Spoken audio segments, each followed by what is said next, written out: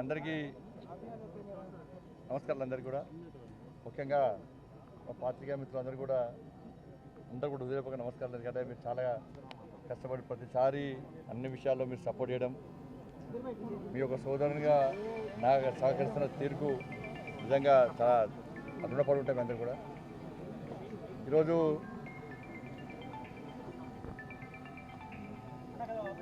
కేంద్ర హోంశాఖ సహాయ మంత్రిగా బాధ్యత చేపట్టిన తర్వాత మొట్టమొదటిసారిగా కరీంనగర్ పార్లమెంటు నియోజకవర్గంలో అడుగుపెట్టడం జరిగింది. ముఖ్యంగా తెలంగాణకు సెల్యూట్ చేస్తున్నాను నేను. తెలంగాణకు వందనం, తెలంగాణకు, కరీంనగర్కి వందనం, కరీంనగర్ సెల్యూట్ చేస్తున్నాను. ఈ బాధ్యత వచ్చింది అంటే ఇది కరీంనగర్ పార్లమెంటు నియోజకవర్గ ప్రజలు పెట్టిన భిక్ష. కార్యకర్తలు కష్టపడ్డ తీరు వల్లనే వాళ్ళ కేంద్ర మంత్రి అయినా, నాయకులు ప్రజల ఆశీర్వాదంతో నేను నాయకునైనా, ఇలా కేంద్ర మంత్రి అయినా, నరేంద్ర మోడీ గారి ప్రభుత్వంలో వారి ఆశీర్వాదంతో, అమిత్ షా గారి శాఖలో వారి సహాయ మంత్రిగా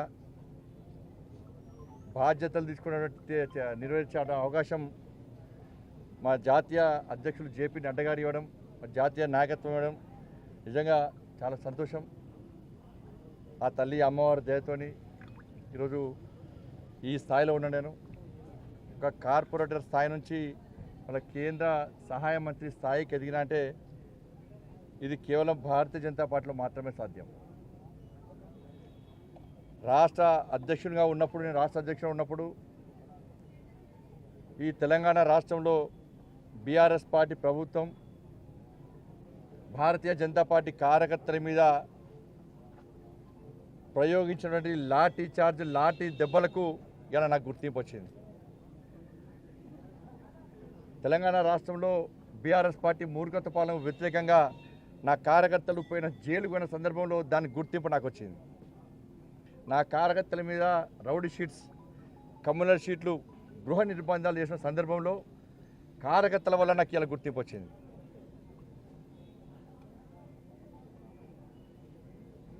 వాళ్ళ అనేక మంది నాయకులు, కార్యకర్తలు ఇలా ప్రజా సంగ్రామ యాత్ర చేపడుతుంటే దాదాపు 150 రోజుల పాటు వాళ్ళ కుటుంబాలకు దూరమై, వాళ్ళ సొంత పనులు పక్కబెట్టి, మోడీ గారి యొక్క ఆశీర్వాదంతో, మా జేపీ నడ్డా గారి యొక్క ఆదేశం మేరకు మేము తెలంగాణ రాష్ట్రంలో నిర్వహించిన ప్రజా సంగ్రామ యాత్రలో నా అడుగులో అడిగేసి ఇవాళ నాకు చేదోడుగు వాదోడుగున్నటువంటి ప్రజా సంగ్రామ యాత్రలో పాల్గొన్నటువంటి కార్యకర్తల యొక్క కష్టమే వాటి వల్లనే నాకు ఈరోజు ఈ బాధ్యత, ఈ గుర్తింపు వచ్చింది. అందుకే అది కార్యకర్తలకి అంకితం. ఈ బాధ్యత కూడా, ఈ పదవి కూడా కార్యకర్తలకి అంకితం. ఆ రోజు కార్యకర్తలు అంత అగ్రెసివ్గా కొట్టాడుకుంటే, కార్యకర్తలు జైలుకు పోకుంటే, కార్యకర్తలు లాఠీ దెబ్బలు తినకుంటే, కార్యకర్తలు రౌడీ షీట్లు భరించకుంటే ఈరోజు వాస్తవానికి గుర్తింపు నాకు వచ్చేది కాదు. కాబట్టి కార్యకర్తల యొక్క కష్టార్జితం వల్లనే ఈరోజు నాకు ఈ గుర్తింపు వచ్చింది. కాబట్టి ఈ బాధ్యతను ఏదో పదవులు అనుభవించడానికో, డబ్బులు సంపాదించుకోవడానికో, అక్రమంగా సంపాదించుకోవడానికో కాదు. దేశ రక్షణ కోసం, ధర్మ రక్షణ కోసం, సమాజ సంఘటితం కోసం, ఏ తెలంగాణ రాష్ట్ర ఏర్పాటు సమయంలో అసూలు బాస వంటి ఆ అమరవీరుల త్యాగాలను స్మరించుకుంటూ, ఆ ఉద్యమకారుల యొక్క స్ఫూర్తిగా తీసుకుంటూ తెలంగాణ రాష్ట్రానికి నిధులు తీసుకురావడం, నన్ను కష్టపడి అంత భారీ మెజార్టీతో గెలిపించడండి. ఇది కరీంనగర్ నియోజకవర్గ ప్రజల యొక్క విశ్వాసాన్ని వమ్మియకుండా రాజకీయాలకు అతీతంగా కరీంనగర్ పార్లమెంటు నియోజకవర్గానికి నిధులు తీసుకురావడానికే, ఈ కరీంనగర్ పార్లమెంట్ నియోజకవర్గాన్ని అభివృద్ధి చేయడానికే ఈ కేంద్ర మంత్రి బాధ్యతను వినియోగిస్తా తప్ప వేరే రకంగా దీన్ని దుర్వినియోగం చేసే ప్రసక్తి లేదు. ఒక కమిట్మెంట్తో పనిచేసే కార్యకర్త నేను, సిద్ధాంతం కోసం నమ్మిన సిద్ధాంతం కోసం పనిచేసే కార్యకర్త నేను, పార్టీ కోసం పార్టీ అభివృద్ధి కోసం పనిచేసేటువంటి కార్యకర్త నేను.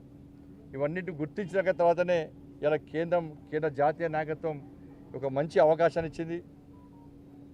కాబట్టి కేంద్ర మోడీ గారి ప్రభుత్వం, మోడీ గారి నాయకత్వంలో వారు ఏది ఆదేశించినా వారి నేతృత్వంలో తప్పకుండా నేను ముందుకు సాగుతా. కరీంనగర్ అభివృద్ధిలో తప్పకుండా ఎక్కువ శ్రమించి పనిచేస్తా.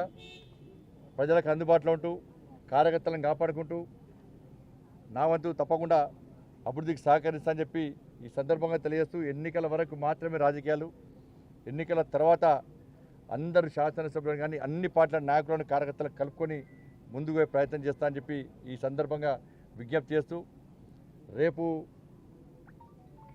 కేంద్ర బొగ్గు గనుల శాఖ మంత్రి శ్రీ జి కిషన్ రెడ్డి గారు క్యాబినెట్ మంత్రిగా బాధ్యత చేపట్టి మొట్టమొదటిసారి రేపు భాగ్యనగరానికి వస్తున్నారు.